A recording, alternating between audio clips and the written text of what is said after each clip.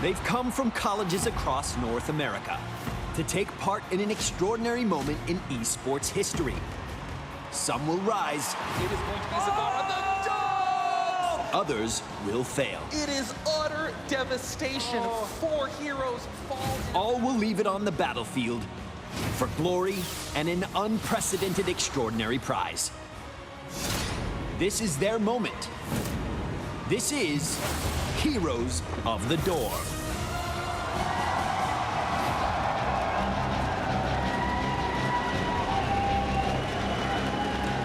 Hello.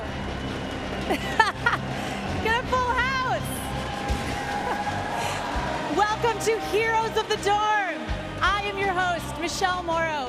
We're coming to you live from the historic Shrine Auditorium in Los Angeles, where our final teams, the Heroic Four, have come from colleges across North America to compete head-to-head in the team brawler, Heroes of the Storm. So for those of you new to esports, you may be asking, what is Heroes of the Storm? Well, let's take a look. Welcome to Heroes of the Storm, Blizzard Entertainment's action-packed team brawler. Players can choose from a variety of Blizzard heroes, each with unique strengths and weaknesses, to create 5-player team compositions that support versatile strategies. These strategies are then put to the test on a diverse set of battlegrounds, each with their own unique objectives. Hire the Ghost Pirate Blackheart. Summon a powerful Grave Golem. Every battleground is different and presents a unique environment for competition. However, the criteria for victory is constant. Destroy the opposing team's core. Heroes will grow in power and talent over the course of a single game as they take out minions, enemy fortifications, and of course, the opposing team's heroes. Your effectiveness at teamwork and collaborative play will make or break you.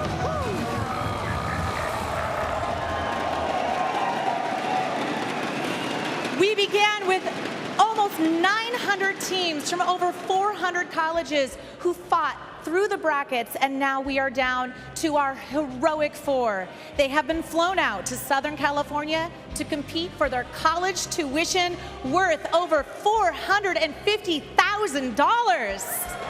It's amazing. One team will claim the championship title of Heroes of the Dorm. Here to help me bring you all of the action, one of our co-commentators, Nick Tasteless Plotz. Thanks, Michelle. Hello, everyone, and welcome to Heroes of the Dorm. As Michelle said, we're coming to you live from the legendary Shrine Auditorium. I'm Nick Tasteless Plot, and sitting next to me is my good friend and co-commentator, Dan Simkoski, better known in the gaming world as Artosis. How's it going, Dan? It's going fantastically, Nick. Thank you so much. And rounding out our Heroic Four of commentators, we brought in 2 guys that may look familiar from last week's Epic 8. Today's game analyst, Tim Frazier, better known as Trixler. Oh, Dan, I'm excited for today's matches. We had some amazing matches last week, but today will be just as epic.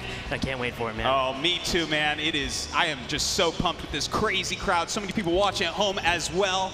And of course, a man who needs no introductions to break down the team strategies, Day 9 himself, Sean Plott. Thank you, Dan. It's a pleasure to be here. The teams have been telling me they have all sorts of special strategies prepared. They won't tell me what they are yet, so I can't wait to see them. Guys, this is a major game changer in the world of exhibition esports tournaments. Today, our remaining teams, the Heroic Four, will battle it out in our semifinals, which are our best 2 out of 3 matches. And who are the Heroic Four? Well, they were originally part of 889 teams from 462 colleges that competed online playing Heroes of the Storm.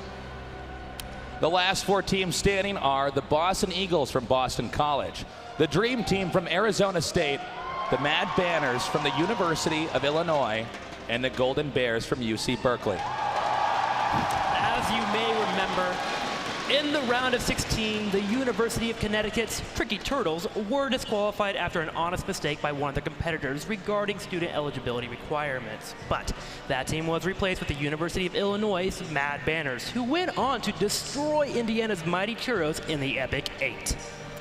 And, you know, we already have given out some amazing prizes at this competition. All the teams playing Heroes of the Dorm have received beta access and also an exclusive in-game portrait. The top 64 teams have gotten a $40 BattleNet balance that they can use towards any Blizzard game. And today's top 4 teams, our Heroic 4, have won epic gaming systems from CyberPower PC, featuring components from Intel, Gigabyte, Roseville, and hardware from HyperX and SteelSeries. And of course, the winning team of our grand final they'll win tuition for their college careers, which is pretty huge, man. There's a lot on the line here. And keep in mind, with these massive prizes on the line, most of these players, the only times that they've played are at home in an online environment, and now with the stakes raised, they're in front of a live audience here in LA in the Shrine Auditorium. So the question is, can they play through those nerves? Absolutely. And if the combat we saw last week is any indication, we are going to see some incredible gameplay here today. And today's teams, the Heroic 4, will have to win 2 out of 3 games to take the match and move on to the grand finals. And as you watch these incredible battles, don't forget to tweet with #StormTheDorm and add your voice to the conversation. We want to hear your predictions on which team will become the Heroes of the Dorm. Okay, guys, let's look at our brackets to see how far these teams have come. Trixler, Day 9? Yeah, let's start out with the round of 16 that occurred 2 weeks ago. We had some pretty epic matches. We saw a lot of new stuff, a lot of new gameplay. One that stood out for me was Indiana versus Rutgers. We saw a murky pick, which was pretty awesome to see. We also have seen Kotang from Arizona State University showcase the force wall from that task setter. So, of course, a lot of players and a lot of teams battled it out and moved on to the Epic 8. Day 9, you were there last week to watch it all with us. Yeah, and the interesting thing about the Epic 8 is that most of the fundamental errors were finally removed with these remaining teams. We really got to see what is the edge they're bringing to the table. Boston College's amazing teamwork, the smooth, solid play of Arizona State.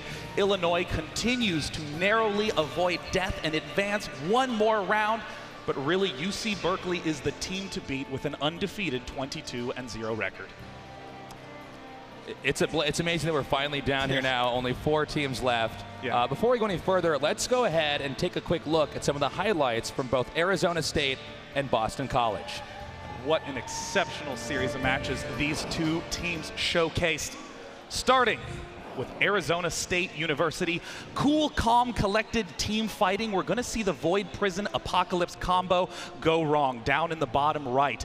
There's the Void Prison planting, and Texas A&M mistimes it a little bit. Now watch Arizona State pounces on this weakness. You'll see Texas A&M split, but Arizona State sticks together, continuing to fall south, eliminating Taronda, pursuing Diablo. It's this calm, cool, collected coordination that is the hallmark of Arizona State's play. Even when it comes to map objectives, getting the tribute and the boss at the same time for a collected death push. When they arrive at the center core, once again, Texas A&M goes for the Void Prison Apocalypse combo.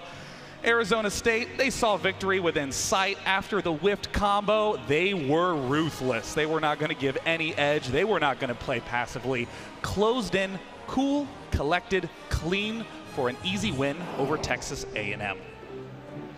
On the other side of things, Boston College has stunning in-game decision-making. Heading in for the pursuit. There's the Void Prison. Apocalypse comes up. It does land, but Western Ontario answered. In the thick of the fight, all as a whole, the 5 of Boston College pull back. But watch them turn. Up at the top, you'll see Diablo dart in. And in the center, watch the health bars. Jaina pummels down all of Western Ontario's front line in a burst of her spells. And of course, the timing on Boston College's combo is impeccable. The Void Prism followed by Apocalypse. Again and again, these very precise, demanding combos executed perfectly by Boston College. And when it looked like maybe 2 or even 3 of Western Ontario's remainder could escape, they didn't even let them all return. Kupo gets picked off. The sweep of 4 players let Boston College go straight in to the core. So when I look at Arizona State University, I see a team that does not make a lot of mistakes, that stays together. But when I look at Boston College, this is the team that can make tough decisions in a split second and capitalize on opponents' weakness.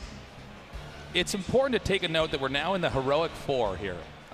Each of the teams is only one best of three away from moving on into the finals. And as good as all these teams are, this is a completely different environment. The world is watching now. The stakes are quite high. They're up here on stage. It's a different beast. So let's talk a little bit about this and the 4 teams we have that are duking it out to become the heroes of the dorm. Yeah, Boston College versus Arizona State will be the first match of the day, and personally, I'm going for Arizona State, but I'm scared.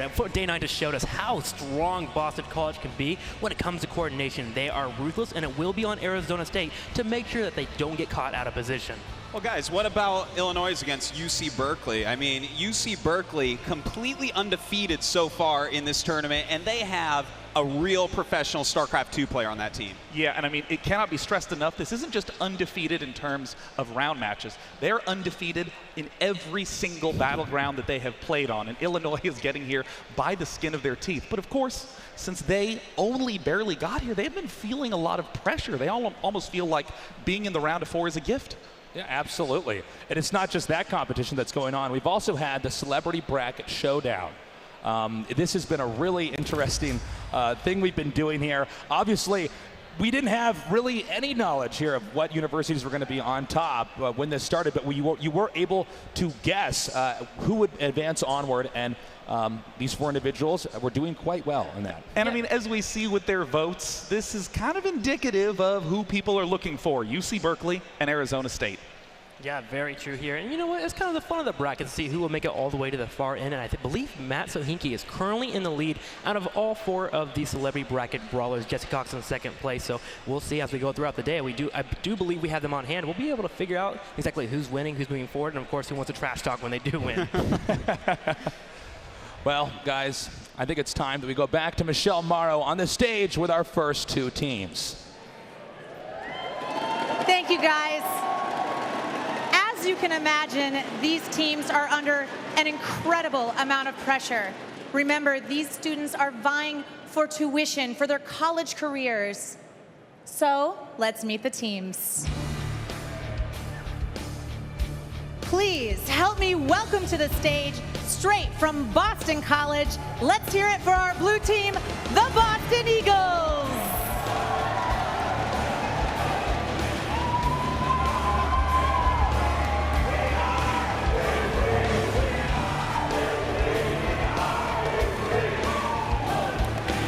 And our red team from Arizona State University, let's make some noise for the Dream Team.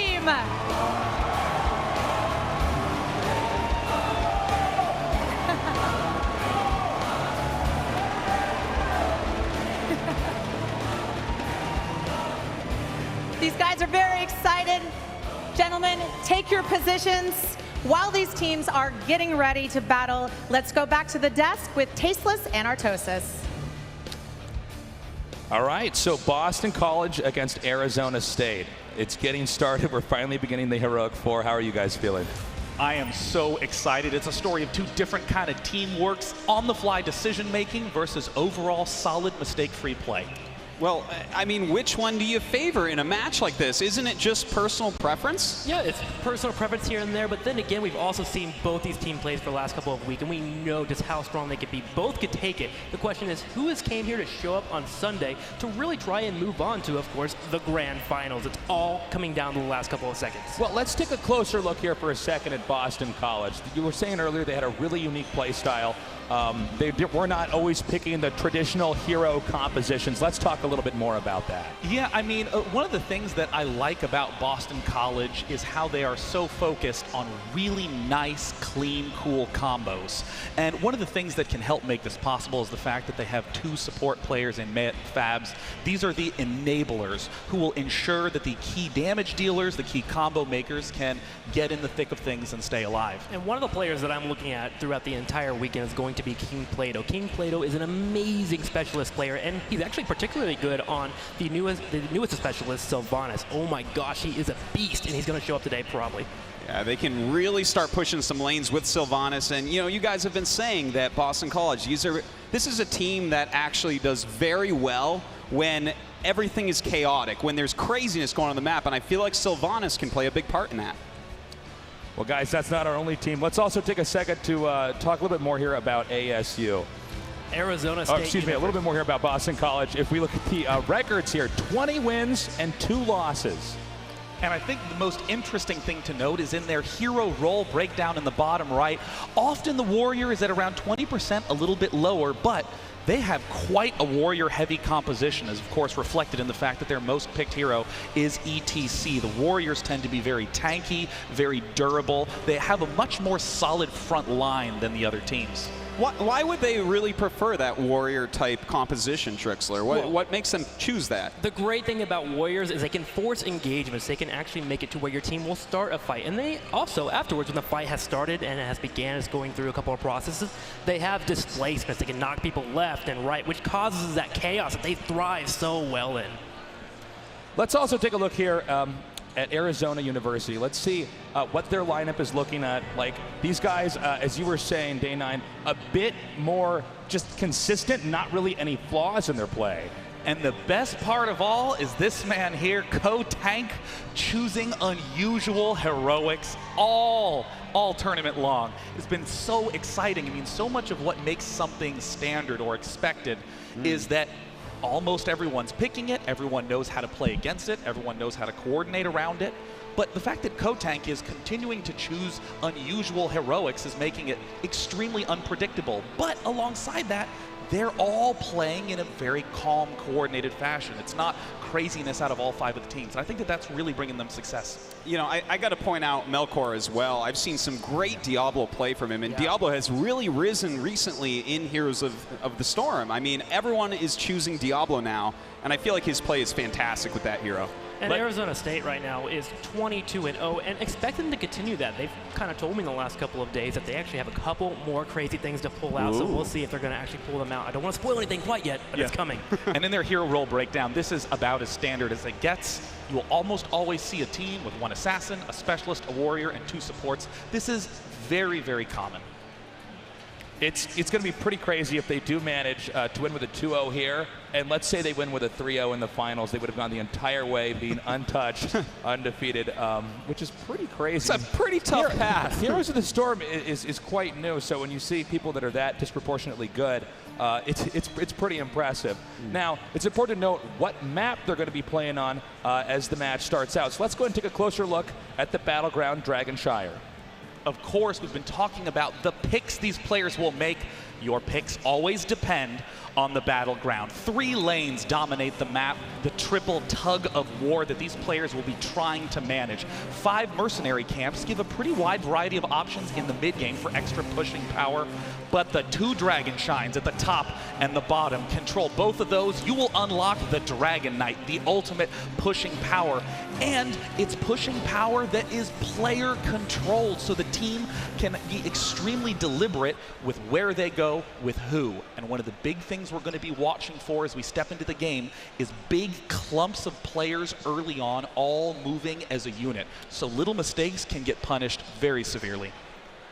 We're going to be watching out for a lot of picks in the draft pretty soon on heroes that are very good on one-on-one scenarios, because they need to be, because those shrines that are spread out across the map are huge objectives for these teams to grab. So you want to make sure that you can carry your own weight in the beginning of the fight. So we should see heroes like Jaina, potentially maybe Sonya, maybe some Kerrigan floating around too. Well, on that note, you know, it's not just the in-game portion of this, it's also the draft pick, and we're actually ready to be going to that right now here. I mean, it's really important to look at, you know, what kind of heroes they're going to be going for depending on the map as you go into it. And of course, keep in mind that any hero that you do pick on one side, the opposing team cannot have that hero on the other side. So you're not just picking a hero from your team, you're also denying for them. And that makes it kind of obvious that we see a Jaina pick for ASU right here. She is one of the big picked carriers. A lot of damage can come out of her. Yeah, we've been seeing her for the last couple of weeks being picked a lot, especially as a first or second pick. Yeah, you're right. She brings damage to a fight, which is, again, going back to that point I mentioned earlier. You want to have someone that can deal with the one-on-one scenario pretty well, and Jaina is probably one of the best heroes at doing that. And I think one of the most important things about the draft is that you cannot always have a solid strategy plan. You have to be flexible. You have to adjust, as you were saying earlier, Nick. If you pick a hero, it denies that from the other team. Picking up ETC makes perfect sense. They love that warrior-heavy style. But ETC getting first pick? Trickster, this is a little interesting. It's a little interesting, but it's one that you don't mind picking here. If she can get on top, if he can get on top of Jaina and eventually get his team set up for a fight, it can work out pretty well. And you have a heroic there, Stage Dive, that will probably get picked up here. That is fantastic on Dragonshire, just because you can jump around and help secure shrines. You can take a 2v2 and turn it into a 3v2 in a couple of seconds here. So pretty important pickup here for Boston College. The question is, what is a second pick? And wow, Uther going to be the second hero chosen. Yeah, Uther, a fantastic hero. Much more versatile than a lot of the heroes that we've seen here. Uther's able to engage and is pretty tough in a lot of fights, but at the same time, Uther has the ability to heal. Yes, and not only heal, he also has a really nice heroic in Divine Storm where if they do choose that, they can stun people very, very quickly. And I think it's also important to note his second heroic, excellent as well. So again, that flexibility. Oh, an interesting choice for Arizona State going for Brightwing. Not only is Brightwing a solid support with tons of amazing strong heals, Brightwing also has a global teleport. Anywhere Brightwing is can immediately teleport to a friendly ally. And given the fact that on this battleground, the top and the bottom shrines at opposite ends, mobility is going to be massive. And we have a Sylvanas pick here. And I actually heard some excitement there in the audience. Sylvanas going to be pick number 3 there from the Dream Team from Arizona State. That's right, the newest hero in Heroes of the Storm. She is so good at pushing those lanes down. Yeah, she's very strong on actually a lot of Battlegrounds, but in particular on Dragonshire as well. And wow, the counter pick here for Boston College will be Falstad, and they play an amazing Falstad.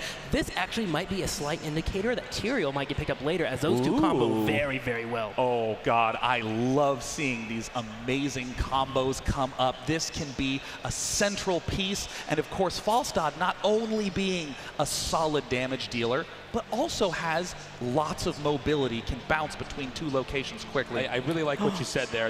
Having that mobility with Falstad, that can match Brightwing a little bit. And we have a Kerrigan. Oh, wow. I love it. Kerrigan is a hero that we haven't seen often the last couple of weeks, but boy, is she aggressive, and she has really strong abilities that can combo together and lock somebody down. Kerrigan will be the hero that we'll have to watch through the entire match. If she's playing well, you're in a prime position. Yeah, Primal Grasp, yoinking everyone towards you. So important. Remember, you'll see big roaming groups throughout. Kerrigan functions well while roaming. And we see a Tassadar pick over on ASU's side. This guy is an amazing hero. Like, he gets picked up just so often. Can you tell us why? He's difficult to pick off. He's always good at escaping because he can just buff himself so well as supporting the other teammates around him. So definitely not a bad pick there. And that's going to be followed up with Diablo as the final pick here for Arizona State. Oh, I mean, Diablo, not only a fun character, but really when you look at the entire lineup of Arizona State, Diablo is the one that has the vast majority of health. The other characters are a little squishy. They're relatively easy to take down if isolated. But Diablo, as you were saying earlier, Trixler has a number of abilities that can displace, can charge in to knock an enemy back, can throw an enemy overhead. And the final pick here. Wow. The Tyrael pick. The Tyrael pick is so good with Falstad. You'll see Boston College, they are perfectionists when it comes to this combo. They get a Tyrael Judgment, which is his heroic that allows him to dive on a member, and Falstad will follow up with a Henderon Blast that brings the damage and secures a quick takedown. So this match, the heroes have what they want. The players have their Kerrigan, they have their Tyrael, they have their Falstad. Boston College got the perfect draft that they would like to have. They're looking great going into this game. I'm just so happy to see Tyrael and, of course, Kerrigan. And, you know, I want to come back to something I talked about before about roaming. There's 3 lanes on the map. Because the mid lane and the bottom lane are close to each other, you'll often see a pack of 4 roaming between the mid and the bottom. Roaming, of course, is a term for not picking to a lane and sticking to it. And this roam means that a little mistake punishes you very large. You might even have your own roaming pack of 4. You lose one character in that, and suddenly 2, 3, and 4 are gone immediately. So early game, we can see some massive advantages built up almost immediately. Ladies and gentlemen, the game has loaded up.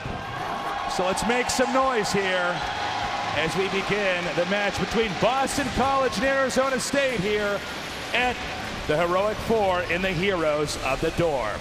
Battle commencing in 10 seconds. On the very far left right now, you have Boston College, the Boston Eagles, and on the very far right, Arizona State will be the dream team in the red. Now, really quickly, the mini-map. Remember, the important factors are going to be the shrines here in the top and the bottom. They will unlock this dragon right in the middle. So you'll see teams consistently fighting for that, but already we have a little bit of aggression potentially opening up in the middle as Tyrael is floating above the area, above the entire team of Arizona State University. Now note, in these bushes, you can actually hide there without being spotted as easily. So they're both setting up for traps here, hoping that one player will run astray and they can then engage. But it looks like with both players doing the same plans, an early engagement and early kill will not be a possibility. No, not quite yet, but they are still looking for it. People are being really sneaky so far this game, hiding in bushes quite a bit, but of course that means they aren't getting as much experience in the lanes. That's true. You want to have your lanes split up with at least one hero in each lane to soak up experience. When you get that experience, you gain levels. With more levels, you get more abilities. With more abilities, you're more likely to win a fight.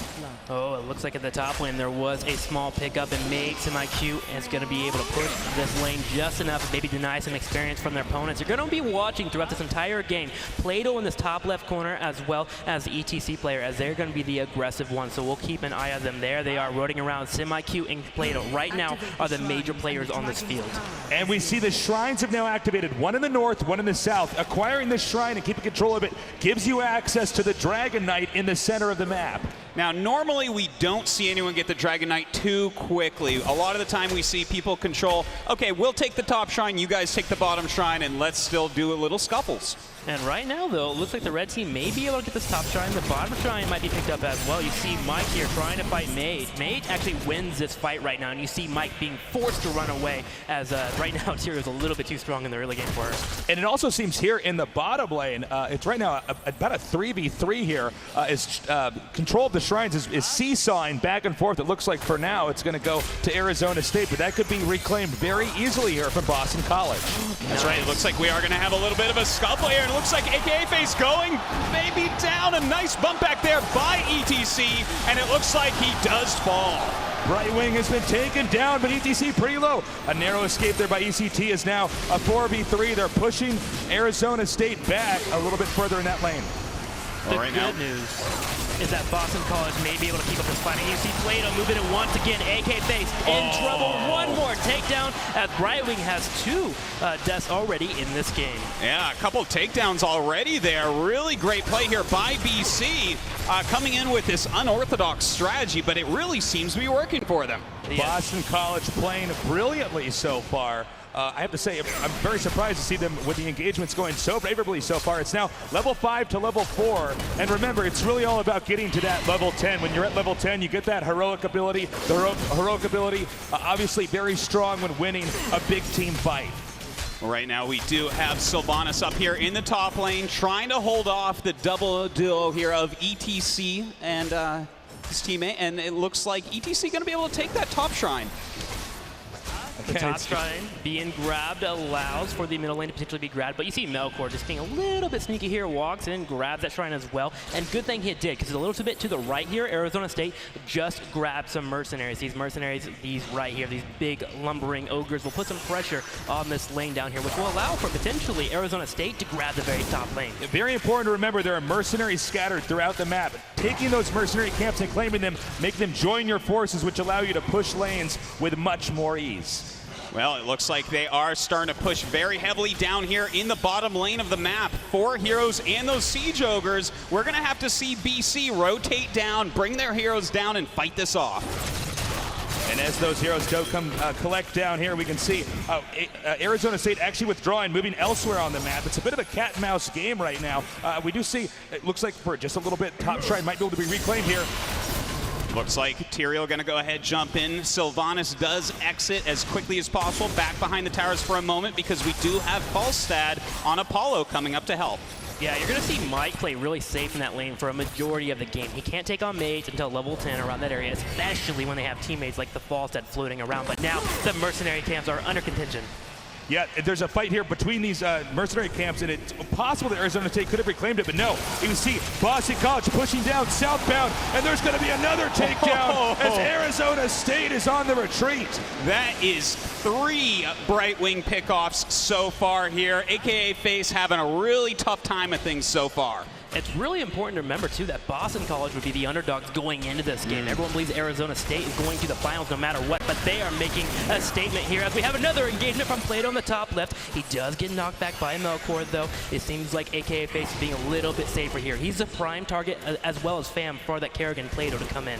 We see Melkor and Semicute just trying to fight over this shrine right now, but it looks like, once again, Boston College engaging and pushing Arizona State back. That shrine will, in fact, go to Boston College. Yeah, some really nice rotations we see here from Boston College. They're really sending their heroes all over the map, coming in where they're needed, when they're needed. Now they control both shrines. They may be able to get a Dragon Knight. They possibly can. Plato moving up here, trying to zone here for his teammate. Apollo does get hit by a little lightning storm, though, from Kotank, and now the shrine in the bottom was grabbed. And you see this tug of war constantly happening. It's interesting. You have to remember that when you're trying to get the Dragon Knight, any hit that you take will interrupt the ability to acquire that. It takes a few seconds. So we'll always see spells thrown down or projectile attacks thrown in to try to buy time. And it worked. They managed to reclaim the bottom shrine, and the Dragon Knight is no one's territory right now. It's really important to note right now that Boston College is pretty far ahead. They're about to hit level 10, which will give them their heroic abilities and allow them to set up to grab the dragon. They want to team fight now. They have a good 30 seconds before their opponents will actually get tied with them. That's pretty huge, man. I cannot wait to see what heroics will they get. They are going to have a huge advantage until we see level 10 hit here as well from ASU. And so all ASU can do is try to not make any errors here. And they'll have to play a very safe defense, but this does give pretty much map control over here to Boston College. Right now, pressure in the middle lane, and it looks like Boston College actually may have wasted their opportunity in the bottom lane. Right now, Arizona State is having a stranglehold on this entire area. They've kept this shrine up, and now that they've hit level 10, they're effectively, even though a level behind, they're actually even right now. They can actually fight pretty well. And as you can see, they're spread out a little bit here. The top bruiser camps here have not been contested, as it is pretty much a balanced game, at least for the time being here. The majority of the infrastructure here also remaining in the bases, but maybe even not with Tassadar possibly going down. Nice dodge there by Kotank on Tassadar, but it looks like we're going to see Tyrael jump in. Tyrael getting stuck, though. Beautiful force wall going down, but his teammates break down the wall. He gets out of there. Diablo coming in, and Mate does go down. And Plato was taken down as well from a Wailing Arrow, and we also saw Falstad being taken down in the top lane. The red team, Arizona State University, is in a prime position to grab a dragon. It's a 5 versus 2 right now. Arizona State, behind most of this game, has turned it upside down, and now we see Boston College retreating, licking their wounds now, as they're going to have to come up with another plan. It looks like Kotank is getting the Dragon Knight. And this is where Arizona State rocks. When they get into team fights, they have great composure, great presence of mind, and now they're able to utilize that. They're taking this advantage, but bam, in trouble on the bottom left. Babs gets one member, AKA FaZe, trying to run away. Semicute giving the chase. Nice kick there by Kotank, booting out ETC, but he is going to come around and try to hit AKA FaZe, and once again, AKA FaZe goes down. The tank moving around, Kotank himself trying to do whatever he can, but he has to be careful. Although he's in a huge dragon, there are 4 members chasing him down, throwing him around left and right, and this is a waste of a dragon.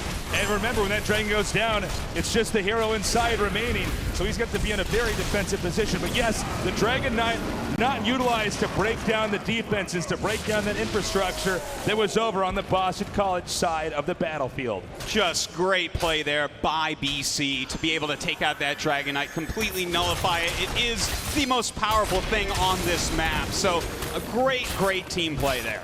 And it came down from the aggressive teamwork from Boston College. Even though they lost the initial fight, they came back, they used Mage aggressively, they used their ETC aggressively as well, and were able to get a couple of takedowns. And once you have a number advantage, you can deal with a Dragon. Even though it is the most powerful thing on the map, you can take those numbers and use them to your advantage. So right now, Arizona State, Boston College, in terms of level, are very close, 13-13.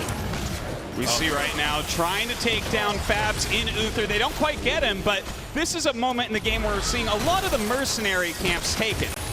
Yeah, it's a moment where nobody really wants to full-on engage the other team. They're both very strong. We see almost all the mercenary camps have been acquired here up on the map. Just one in the bottom right, the Siege Giants, and the one to the very south as well. It looks like right now Mate and Semi-Cute going to go ahead and try to clear up that top lane. Meanwhile, we have Melkor and Fam down here, aka Face and Kotank, joining as well. They're going to go ahead and take these mercenaries on their side of the map. We're in a very odd state in this game right now. Usually we have a couple of turrets taken down from both sides, but effectively overall, just pulling up the minimap, we have no force taken down overall. You see, every single member has their first line of infrastructure. They're looking great in terms of actual fighting going on. These guys are heavyweights throwing punches, but the punches aren't landing quite yet. It's been a lot of aggression, but we do have an engagement down in the bottom right. Unfortunately, AKA Face will get away, but that is one heroic down now for Mate. That's right, Mate trying to jump in there, get something done again. Maybe he felt like AKA Face was a little bit weak. We've already seen him fall 4 times this game, so trying to make it a 5th, but does waste that heroic ability. Important to note the Shrine will be activating in seconds from now, so anything they can do to buy time to draw attention away from these Shrines and possibly grab that Dragonite again would be huge. It looks like, funnily enough, we see Arizona State now coming from behind, driving back Boston College. Meanwhile, at the north, uncontested, is Tyrael taking that top Shrine. And now we're in a situation where we're going to see that tug of war once again as teams try to figure out when they can grab a Shrine. But the best way to do that is to take another member out in the fight. So you're going to see Arizona State sharking around. They're starting to group up a little bit. And this is when they're in their prime. When they move to the mid to late game, they're on top of their engagements. The question is, can Boston College shake it up in any way, shape, or form? Well, right now we do have ASU moving up together as a 3-stack. Going to go ahead, take this top Shrine. Melkor standing on it, making sure that they get it all the way. But in the meantime, yeah, BC's King Plato taking that bottom Shrine back. The seesaw continues. It was a funny situation. They just traded control of the Shrines there. So it's still a bit of an even fight as far as that goes. Again, though, we're getting higher and higher in levels here. We're getting close to that level 20, and that's when they're going to get their Storm abilities. The Storm ability is going to be the strongest really for each hero, but we have a full engagement right now. Looks like ETC going to stage dive in here, going into the thick of things. We have Melkor in the back, pushing King Plato right now, but on Kerrigan doing a lot of damage, seeing Brightwing falling once again. Melkor getting pretty low, trying to retreat right now. They're going back into the right side of the Arizona State base up here. Very nice job there by Tassiter to block off that army, and now it's a reversal. They're coming back and chasing it from behind. Oh my god, beautiful move by Melkor here, just slamming over, but it looks like his health is so low. Will he go down? No! They cover his retreat, and Melkor will escape. Kotank was the MVP in that fight. Although they were initially losing it earlier, he put down so many shields and kept his teammates alive, and they were able to turn around and get a 1-for-1 trade. Nicely done by both teams, but now Plato charging in. Bam is taken down. Mike potentially in trouble, but no. Boston does the reserve play here. They grab the Dragon, and the first one of the game for them. Finally, with the Dragonite now pushing forward here, they might be able to take out the fort over here, and that would be huge. It will allow a stronger, for instance, catapult to spawn out here and continue to push this lane.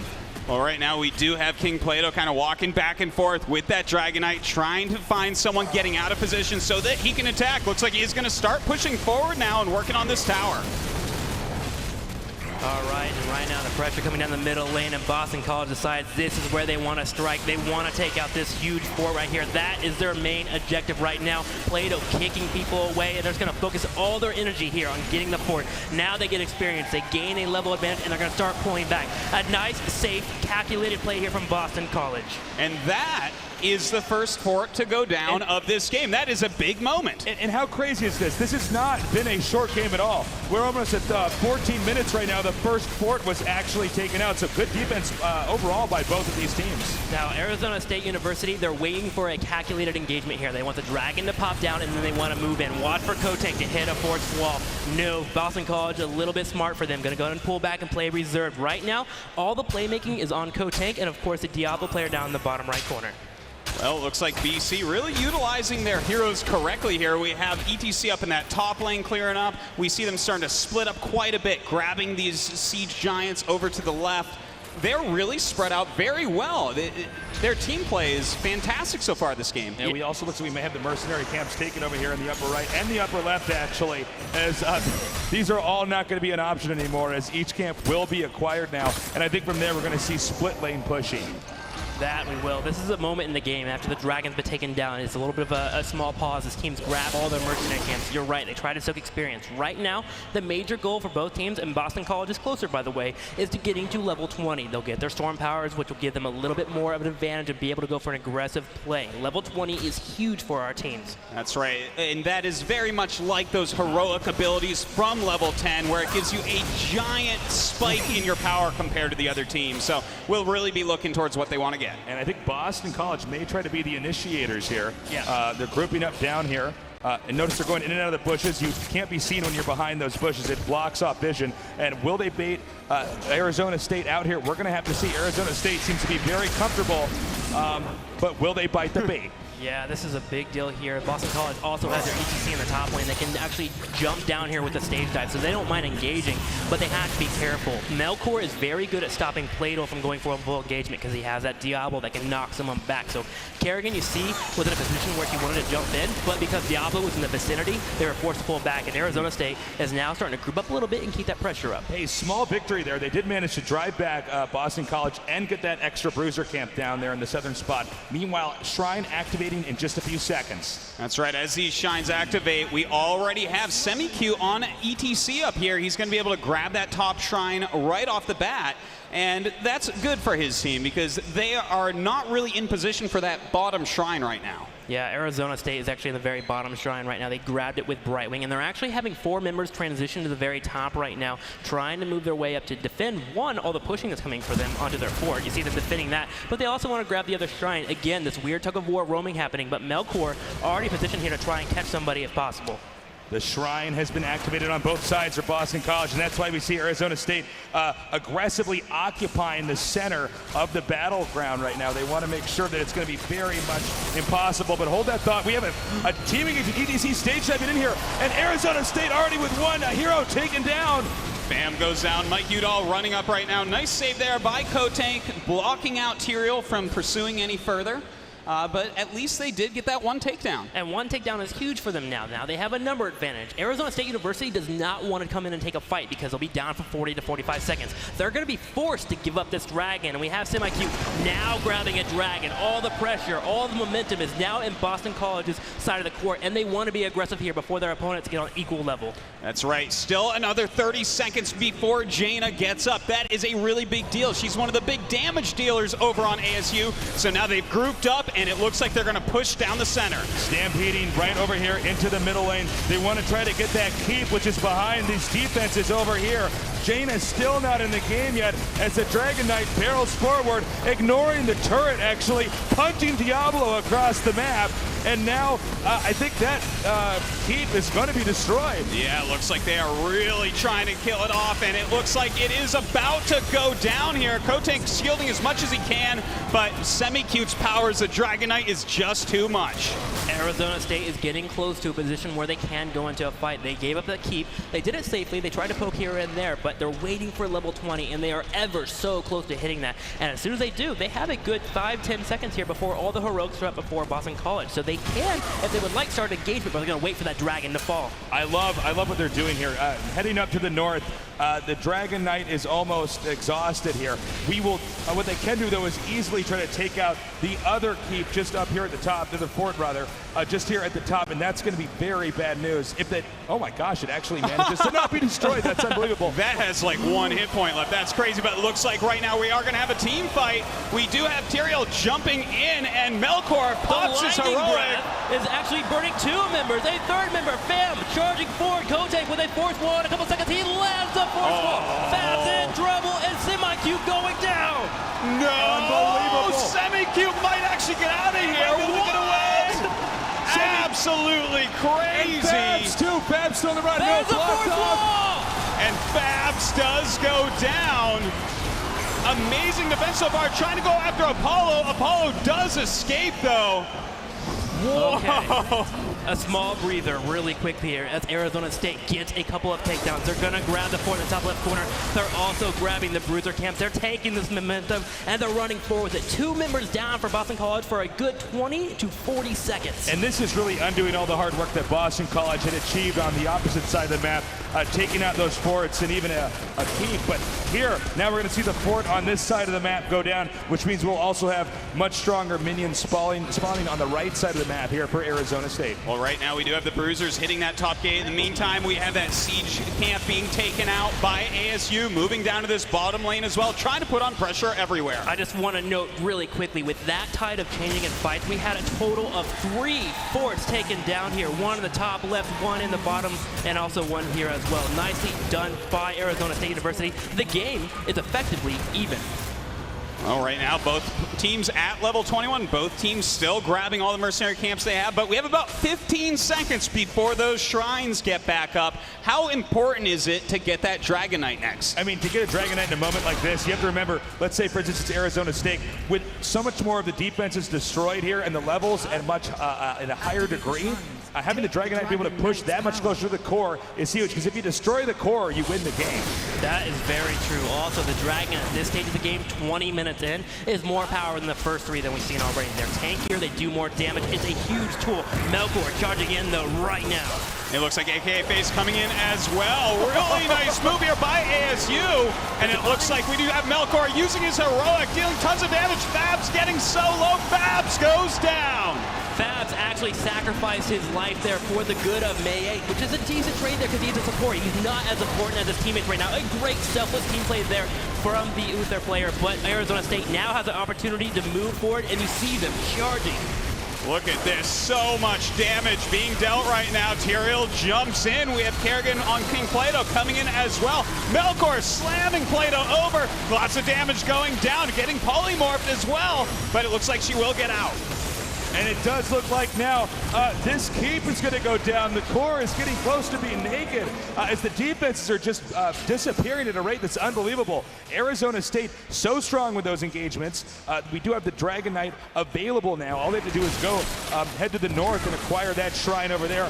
I don't really know if there's going to be any way for Boston College to stop that. Well, we will see. Still very even on levels. Both teams at level 22, which means the power of their heroes is pretty similar. So, you know, we could see a team fight really swing it one way or the other. And I think if we had a team fight like that, it's important, because if any heroes are taken down, when you're at this level of play, both at 22, if you're taken out, it's a long time before you come back in the game. That really can cause a landslide win there after that. I'm actually really curious as to who Arizona State is going to put into the Dragon, because remember, when you do lose a Dragon, or when you do pilot the Dragon, you lose one of your heroes because they actually have to vehicle it, which potentially means you're taking one team fighting or ingredient out of the entire recipe. So we'll see if Boston College will try to go for a major engagement afterwards. This is a weird strategy choice that Arizona State has to figure out what they want to do with at this stage in the game. It looks like right now we do have BC walking around the map together. The shrine has been taken right now by ASU, so they've got to sit here. They've got to make sure they don't get that Dragon Knight.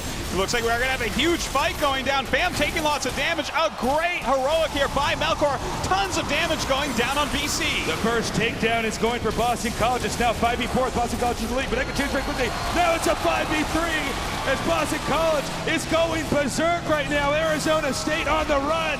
Boston College knew this was their only opportunity, and we have Apollo flying in, going straight for Mike. He's the only damager left. He's taken out of the fight. 5 members up here for Boston College, and they charge forward, going for the core and Artosis. This might be game. It absolutely could be. Trixler looks like Kotank barely saves himself, but can he save his base? The core is under attack. Melkor is up now, coming out. A nice forest wall goes down. They're trying to protect their core. Diablo doing everything he can to try to drive them back. Melkor doing his best here. Kotank just trying to deal some damage.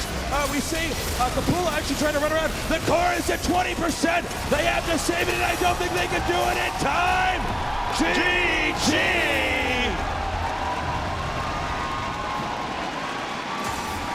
Boston College The underdogs come back and they show that they are here to win. Oh my gosh, so well played overall. The execution, the drive, the plays to actually jump on someone and take them out of the fight to get number advantages were ridiculous. Fantastic play there by BC. Day9, what are your thoughts on that match?